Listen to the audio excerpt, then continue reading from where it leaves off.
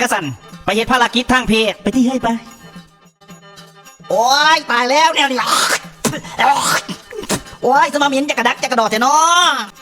โอ้ยเจ็บกับพวกเจ็บขั้นกับพวกขั้นมันเป็นจังได๋วะ2-3 มื้อมานี่บ่แม่นมีหนูไปตายใส่ระบบของเจ้าหันเฮ้ย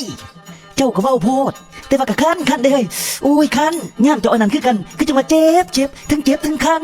มันกระโพดเปิดสินออกกินถึงใส่เมืออารมณ์เลยเหม็นเหียงวะพี่ลึกพี่ลืมก็เลยบ่แล้วซ้ำเสียอารมณ์เด้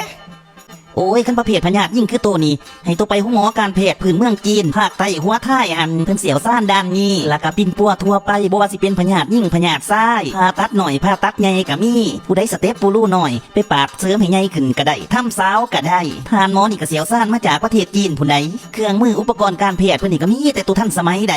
ราคาการปิ่นป่วนก็พอฟังสถานที่ตั้งเพิ่นหันก็ตั้งอยู่ต่อหน้าคิวรถสายไต่อยู่ลัก8บ้านหัวแซ่เมืองบาเจียงเจริญสุขแข็งจำปาสักนี่นะเพิ่นตั้งอยู่หันแล้วห้องหมอเพิ่นหันโอเคเสียวใส่พวกเขาพาไปโอ้ยขึ้นมาอีกแล้วหันเด้เฮ้ยห้องหมอการแพทย์พื้นเมืองจีนภาคใต้หัวถ่ายแมนเฮ้ยในที่สุดก็ฮอดน้อเป็นยังมาน้อบอกทานหมอเบิงโอ้ยของเพิ่นเหม็นว่าแต่ของเจ้าหันเหม็นแห้งแท้บ่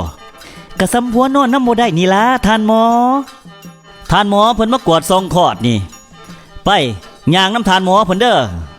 จังได้เพิ่นกวดให้คักอยู่บ่ละเอียดอีหลีบ่แม่นว่าเว้าเด้อแต่ไปปิ่นปัวมานี่ของเจ้าหันหอมสดซื่นแม่นเฮ้ยบ่คั่นอีกที่เจ้าว่าของข่อยหอมมันแม่นอีหลีบ่แม่นเฮ้ยหอมหวนส่วนให้อยากปฏิบัติการทางเพศเอาอีกบ่เฮ้ย3เทื่อแล้วได้เฮ้ยขออีกเทื่อนึงให้มันเป็น4ป้าสันตามใจเจ้ามาเฮ้ยบ่ได้ใส่ท่าไม่ตายโดนแล้วสิเอาคักๆโกรธบาดนี่เฮ้ยห้องหมอการแพทย์พื้นเมืองจีนภาคใต้ลาวหัวท้ายปิ่นปัวพญาธิทั่วไปมีแพทย์เสี่ยวซ่านจากนครหลวงปักกิ่งเซี่ยงไฮ้กวางโจวคุนหมิงและมหาลัยแพทย์อื่นๆที่มีชื่อเสียงโด่งดังจากประเทศจีนพิเศษในส่วนโปรโมชั่นแมนลงทะเบียนฟรีให้คำปรึกษาทางด้านสุขภาพฟรีพิเศษค่ายาค่าปิ่นปัวและค่าผ่าตัดมีส่วนลด 30% สถานที่ตั้งทางเข้าคิวรถลัก8 ไต้บ้านหัวแซ่เมืองบาเจียงเจริญสุขแขวงจำปาสัก